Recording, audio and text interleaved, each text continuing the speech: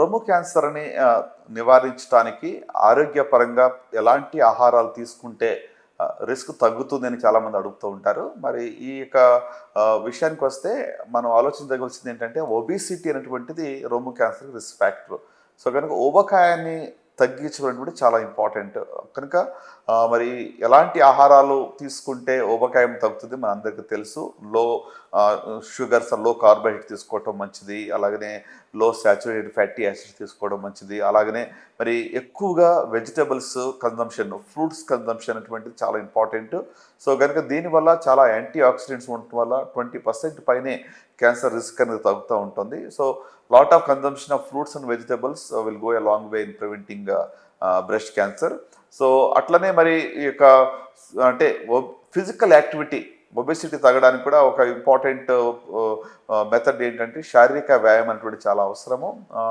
నేను చాలాసార్లు చెప్తూ ఉంటాను, శారీరక వ్యాయామం అనేటువంటిది simplest means of preventing many diseases, అనేక జబ్బులను ఇది నివారించగలదు. మరి ప్రత్యేకంగా క్యాన్సర్ కూడా ఇది నివారించడానికి సహాయపడుతుంది.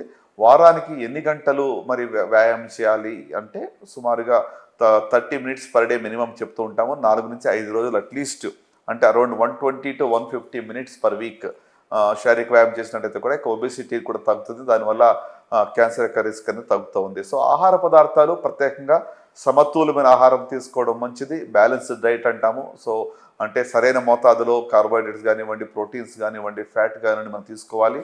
అట్లనే మరి ఎక్కువగా ఫ్రూట్స్ అండ్ వెజిటబుల్స్ గురించి నేను ఆల్రెడీ చెప్పాను. మరి కన్జంప్షన్ ఆఫ్ ఎంత కలర్ఫుల్ ప్లేట్ ఉంటే అంత మంచిది. అన్ని రకాల కలర్స్ ఉన్నటువంటి వెజిటబుల్స్ని మనం తీసుకోవటం వల్ల కూడా మరి లాట్ ఆఫ్ వైటమిన్సే కాకుండా యాంటీ ఆక్సిడెంట్స్ కూడా అందుబాటులోకి వస్తాయి. దానివల్ల ఈ యొక్క రోగాన్ని మనం ప్రివెంట్ చేయడానికి వీలవుతుంది. రెడ్ మీట్ కన్జంప్షన్ వల్ల క్యాన్సర్ వస్తుందా అని కూడా చాలామంది అడుగుతూ ఉంటారు.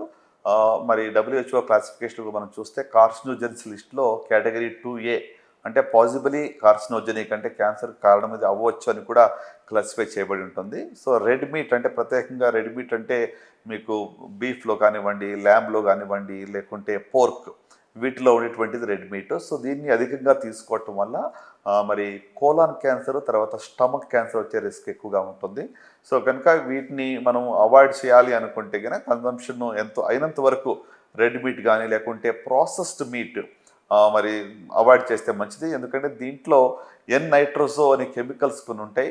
తర్వాత ప్రిజర్వేటివ్స్ కూడా నైట్రేట్స్ అండ్ నైట్రైట్స్ యాడ్ చేయటం వల్ల అవి మరి క్యాన్సర్ కాజింగ్ సబ్స్టెన్సెస్గా కూడా మారుతూ ఉంటాయి. సో కనుక వీటిని అవాయిడ్ చేయడం ఎంతైనా ఆరోగ్యానికి మంచిది. వీటిని మనం కన్జంప్షన్ తగ్గించుకున్నట్లయితే క్యాన్సర్ రాకుండా నివారించవచ్చు, క్యాన్సర్ మనం కంట్రోల్ చేయొచ్చు. ఎందుకంటే క్యాన్సర్ అనేటువంటి జబ్బుని బారిన పడకుండా ఉండటానికి మనందరం కూడా కొన్ని స్టెప్స్ తీసుకుంటే మన ఆరోగ్యానికి ఎంతైనా మంచిది.